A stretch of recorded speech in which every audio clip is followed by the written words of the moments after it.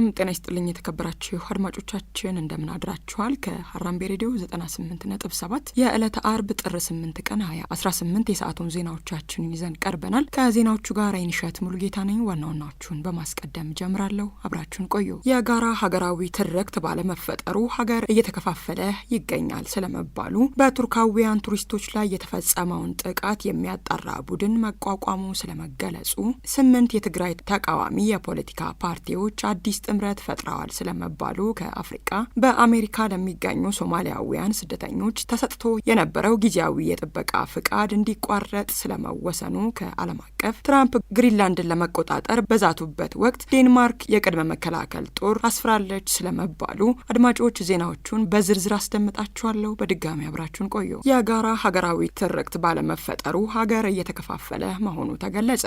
ሁሉንም የሚያግባባ በፍቃድ ላይ ተመስርቶ የሚገነባ የጋራ ሀገራዊ ትርክት አለመፍጠር መቻል ሀገርን እየከፋፈለ መሆኑ ተገልጿል። የጋራ ሀገራዊ ትርክት አስፈላጊነቱ ማረጋገጥና ተቋማዊ መርሆችን መዘርጋት በሚል መርህ ከጥር 3 እስከ 5 ቀን 2018 በጅማ ከተማ ሲካሄድ የቆየው ሀገር አቀፍ ጉባኤ ሲጠናቀቅ በወጣው መግለጫ ላይ ተነግሯል። ቀደም ባሉት ጊዜያት የጋራ ትርክት መፍጠር አለመቻሉ ሀገራዊ መግባባት ለመፍጠር የሚደረጉ ውይይቶችን የተበታተነ እንዲሆን በር እየከፈተ መሆኑ በመግለጫው ተመላክቷል። በዚሁ መግለጫ የጋራ ሀገራዊ ትርክት በኢትዮጵያ መፍጠር ካልተቻለ ሀገሪቱን የማትወጣው የመተማመን እጦት እንዲሁም የመከፋፈልና የውድቀት አዙሪት ውስጥ እንደሚከታትም ተገልጿል። ይህ ደግሞ በውጤቱ የዜሮ ድምር ፖለቲካን፣ የተቋማት መዳከምንና ቅቡልነት ማጣትን እንደሚያስከትል በጋራ መግለጫው ተጠቁሟል። የጋራ ሀገራዊ ትርክት አለመገንባት ሲለጠጥ የመበታተን አደጋን እስከ መጋበዝ የሚያደርስ ችግር መሆኑን በመግለጫው የተጠቀሰ ሲሆን የሀገራዊ ትርክት አስፈላጊነቱና ፋይዳዎችንም በዝርዝር አስቀምጧል። የኪነ ጥበብ ሰዎችን ጨምሮ ከፌዴራልና ከክልል መንግስታት፣ ከህገ መንግስታዊ ተቋማት፣ ከዩኒቨርሲቲዎችና የምርምር ተቋማት፣ ከሲቪል ማህበረሰብ፣ ከሃይማኖት ተቋማት፣ የመገናኛ ብዙሃንን ጨምሮ ከገለልተኛ ምሁራን የተውጣጡ ከ200 በላይ ግለሰቦች በጉባኤው ላይ መሳተፋቸውም ታውቋል።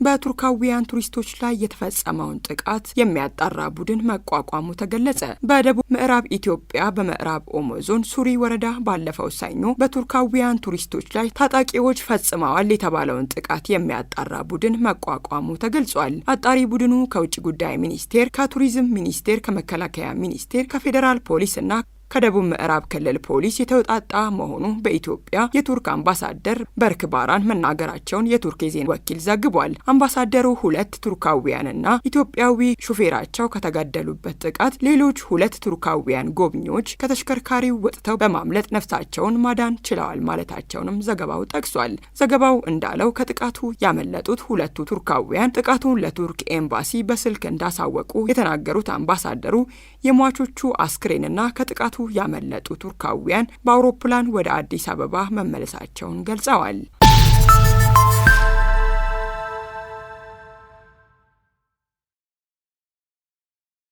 ስምንት የትግራይ ተቃዋሚ የፖለቲካ ፓርቲዎች አዲስ ጥምረት ፈጠሩ። ስምረት አረና ትግራይና ባይቶናን ጨምሮ 8 በክልሉ የሚንቀሳቀሱ ተቃዋሚ ፓርቲዎች ጥምረት መፍጠራቸው ተዘግቧል። ፓርቲዎቹ በትግራይ ክልል በሚደረገው የሀገራዊ ምክክር ሂደት ክልሉን ወክለው ለመሳተፍ ያስችላል ያሉትን አዲስ ጥምረት መፍጠራቸውን ገልጸዋል። ከክልሉ 96 ወረዳዎች በ86ቱ ሀገራዊ ምክክሩ ማካሄድ እንደሚቻል የገለጹት አመራሮቹ አስቻይ ሁኔታ በሌለባቸው ወረዳዎች ደግሞ በዞን ደረጃም ቢሆን ምክክር መደረግ አለበት ሲሉ አቋማቸውን አሳውቀዋል። በትግራይ ውስጥ ሊደረግ የታቀደው የምክክር ሂደት በህወሓት ይሁንታ ላይ የተመሰረተ መሆን እንደሌለበት በመግለጽ በክልሉ የሚደረጉ ምክክሮች በአዲሱ ጥምረት በኩል እንዲደረጉ ለምክክር ኮሚሽኑ ሀሳብ ማቅረባቸውንም አመራሮቹ ገልጸዋል። የኢትዮጵያ ሀገራዊ ምክክር ኮሚሽን ዋና ኮሚሽነር መስፍን አርአያ በትግራይ ክልል የሚደረገው የምክክር ሂደትን በተመለከተ በክልሉ 94 ወረዳዎች ተወካዮችን ለመምረጥና ለውይይቱ አስፈላጊ መደላደሎችን ለመፍጠር ጊዜያዊ አስተዳደሩ ቃል መግባቱን ከዚህ ቀደም ማሳወቃቸው ይታወሳል።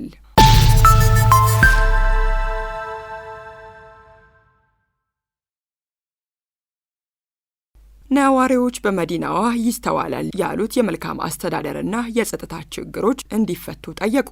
በአዲስ አበባ ንፋስ ስልክ ላፍቶ ክፍለ ከተማና አቃቂ ቃሊቲ ክፍለ ከተማ የሚኖሩ ነዋሪዎች በርካታ የመልካም አስተዳደር ችግሮች መኖራቸውን ገልጸው በተለይም በታችኛው የመዋቅር አመራሮች ላይ ጥብቅ ቁጥጥር እንዲደረግ ጠይቀዋል። ነዋሪዎቹ ይህን ያሉት የአዲስ አበባ ከተማ የሰላምና ጸጥታ ቢሮ ባለፉት 6 ወራት የተሰሩ ስራዎችን የዕቅድ አፈጻጸም ሪፖርቱን ባቀረበበት ወቅት ነው። በመድረኩ የተሳተፉት የአቃቂ ቃሊቲ ክፍለ ከተማ ነዋሪዎች እንደገለጹት በከተማ አስተዳደሩ ከታች ያሉ አመራሮችና ሰራተኞች ላይ ሰፊ የአገልግሎት አሰጣጥ ጉድለቶች መኖራቸውን ገልጸዋል። በተጨማሪም በአካባቢው ከጸጥታ ጋር ተያይዞ በርካቶች ለዝርፊያና ድብደባ እየተጋለጡ ይገኛሉ ብለው በዚህ ረገድ መንግስት ትኩረት ሰጥቶ ሊሰራ ይገባል በማለት አሳስበዋል። በተመሳሳይ በመድረኩ ተሳታፊ ከነበሩት የንፋስ ስልክ ላፍቶ ክፍለ ከተማ ነዋሪዎችም በአካባቢው ያለው የመልካም አስተዳደር ችግሮችና የጸጥታ ስጋት መኖሩን ገልጸው የከተማ አስተዳደር ቢሮ አስፈላጊውን ቁጥጥርና አስተዳደራዊ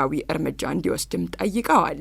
የአዲስ አበባ ከተማ አስተዳደር የሰላምና ጸጥታ ቢሮ በበኩሉ ለቀረቡት ጥያቄዎች በሰጠው ምላሽ ችግሩን ለመቅረፍ መዋቅራዊ ለውጦች በማድረግ ላይ እንደሚገኝና ከጸጥታው ጋር በተያያዘ የህብረተሰቡ ተሳትፎና ትብብር እንደሚያስፈልገው ጠቁሟል።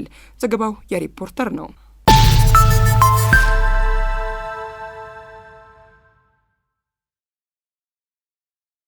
ከሳይቤሪያ የሚነፍሰው አየር የሌሊትና የማለዳ ቅዝቃዜውን እንደሚያጠናክረው ተገለጸ።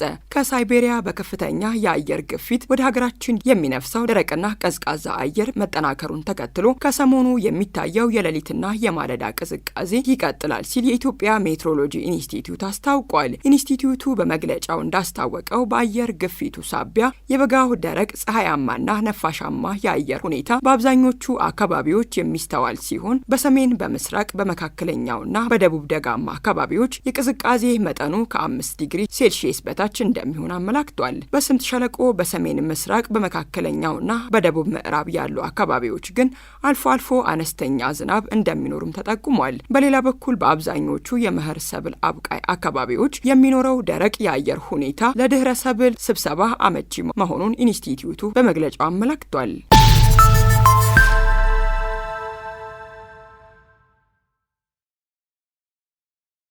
አድማጮች ከሀራምቤ ሬዲዮ 98.7 የሰዓቱ ዜናዎቻችን አሁንም እንደቀጠሉ ይገኛሉ። አሁን ደግሞ ከአፍሪቃ ወደ ያዝናቸው ጉዳዮች እናምራ። በአሜሪካ ለሚገኙ ሶማሊያውያን ስደተኞች ተሰጥቶ የነበረው ጊዜያዊ የጥበቃ ፍቃድ እንዲቋረጥ ተወሰነ።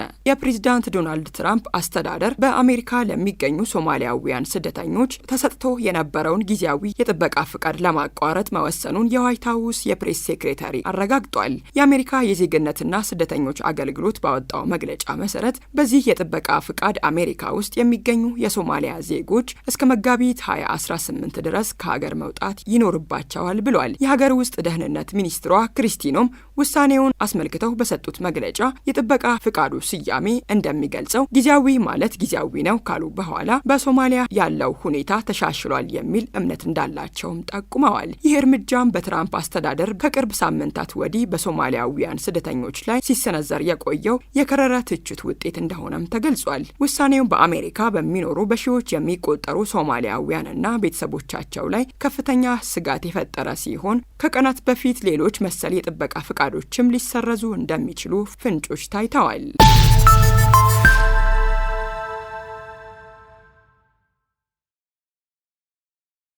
ኡጋንዳ የኢንተርኔት አገልግሎት በማቋረጥ ፕሬዝዳንታዊ ምርጫ ስታካሂድ መዋሏ ተሰማ። ምስራቅ አፍሪካዊቷ ሀገር ኡጋንዳ ከ21 ሚሊዮን በላይ ዜጎች ድምጽ ለመስጠት የተመዘገቡበትን ሀገር አቀፍ ምርጫ ትናንት ስታካሂድ መዋሏን ቢቢሲ ዘግቧል። ሀገሪቱ ለምርጫው የኢንተርኔት አገልግሎት ማቋረጧ የተገለጸ ሲሆን ኢንተርኔት መቋረጡ ሐሰተኛ መረጃን ለመከላከልና ብጥብጥ እንዳይነሳ ለማድረግ በማለም መሆኑን የኡጋንዳ ኮሚኒኬሽን ኮሚሽን አስታውቀዋል። ሆኖም የተባበሩት መንግስታት የሰብአዊ መብቶች ተቋማትም ሆኑ ተፎካካሪ ፓርቲዎች እርምጃውን ተቃውመውታል። በሌላ በኩል ቢቢሲ ያነጋገራቸው የሀገሪቱ የምርጫ ኮሚሽን ኃላፊ ሳይመን ቢያባካማ አንዳንድ ባለስልጣናት ተቃዋሚዎችን አሸናፊ አድርገው እንዳይገልጹ ማስፈራሪያ እየደረሱባቸው እንደሆነ ገልጸው ነገር ግን የሚደርስባቸው ዛቻ እንደማያሳስባቸው ተናግረዋል። በምርጫው 6 እጩዎች የቀረቡ ሲሆን በዋነኝነት ፉክክሩ በሀገሪቷ ፕሬዝዳንት ሙሴቬኒና በቀድሞው የፖፕ ሙዚቀኛ ቦቢ ዋይን በኩል እንደሆነም ተነግሯል። በስተመጨረሻም በሀገሪቱ ሕግ መሰረት ድምጽ የመስጠት ሂደቱ ከተጠናቀቀ በ48 ሰዓታት ውስጥ ይፋ እንደሚደረግም ይጠበቃል።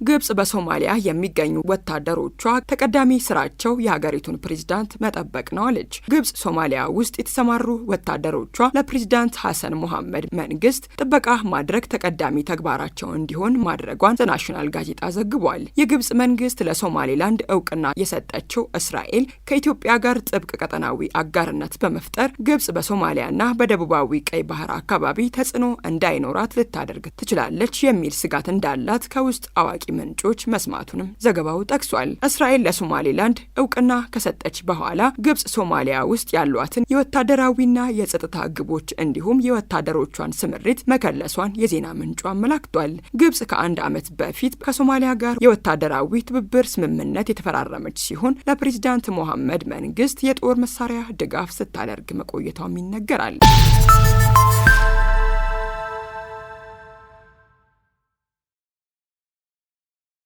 አድማጮች የሰዓቱ ዜናዎቻችን አሁንም እንደቀጠሉ ይገኛሉ። አሁን ደግሞ ከባህር ማዶ ወደ ያዝናቸው ጉዳዮች እናምራ። ትራምፕ ግሪንላንድን ለመቆጣጠር በዛቱበት ወቅት ዴንማርክ የቅድመ መከላከል ጦር አሰፈረች። ፕሬዚዳንት ዶናልድ ትራምፕ የአርክቲክ ደሴት የሆነችው ግሪንላንድን ከአሜሪካ ብሔራዊ ደህንነት ጋር በማያያዝ ለመቆጣጠር ፍላጎት ማሳየታቸውን ተከትሎ ዴንማርክ የቅድመ መከላከል ጦር ወደ ስፍራው መላኳ ተሰምቷል። የአሜሪካው ፕሬዚዳንት ዶናልድ ትራምፕ በማህበራዊ ትስስር ገጻቸው ባሰፈሩት ጽሑፍ አሜሪካ ለብሔራዊ ደህንነቷና ለሚሳኤል መከላከያ ስርዓቷ ስትል ግሪንላንድን መቆጣጠር እንደሚያስፈልጋት ገልጸዋል። ይህንን ደሴት አሜሪካ እንድታገኝ ኔቶ መንገድ ሊያመቻች ይገባል ያሉት ትራምፕ እኛ ካላገኘነው ሩሲያ ወይም ቻይና ይወስዱታል ሲሉ ስጋታቸውን ገልጸዋል። ይህንን ተከትሎ የኔቶ አባል የሆነችው ዴንማርክ አነስተኛ የቅድመ መከላከል ጦርና ወታደራዊ ቁሳቁሶችን ወደ ደሴቲቱ መላኳንና ይህም ሰፋ ያለ ጦር ለማስፈር ዝግጅት መሆኑ ተገልጿል። የግሪንላንድ ጠቅላይ ሚኒስትር ጄንስ ፍሬድሪክ ኒልሰን በበኩላቸው ምርጫችን ዴንማርክ ነው፣ ደሴቲቱም በአሜሪካ አትተዳደርም ሲሉ የትራምፕን ፍላጎት ውድቅ አድርገዋል። የዴንማርክ ጠቅላይ ሚኒስትር ፍሬድሪክሰን በበኩላቸው የአሜሪካ ጥረት የኔቶን ጥምረት ሊያፈርስ እንደሚችል አስጠንቅቀዋል። ይሁን እንጂ ትራምፕ በአርክቲክ ቀጠና ያለውን ደህንነት በተመለከተ ከኔቶ ጋር መወያየት ፍላጎት ማሳየታቸውም ተዘግቧል። ግሪንላንድ በዓለም ትልቁ ደሴትና በስትራቴጂክ መልክዓ ምድር ረገድ እጅግ ወሳኝ ስፍራ መሆኗም በዘገባው ተመላክቷል።